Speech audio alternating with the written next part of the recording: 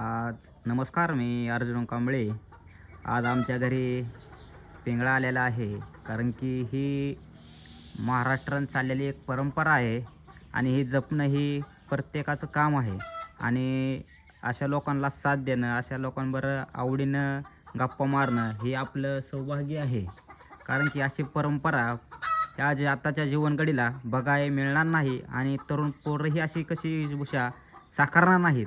तर त्यांना मी विचारू आता, कुठून आलेत बाबा तुम्ही? मी इंदापूर गाव बावडा. होय का? मी बी आता इंदापूरलाच चाललेलो आहे सोना डेअरीमध्ये काम करायला. बरं बरं तिकडला ते आता निघालेलो आहे. बरं. आता तुम्ही किती वर्ष? मी 4ला चालू केली. होय का? आता किती वर्ष झालं तुम्ही सेवा करताय? आता माझं 16 वर्षापासून चालू आहे.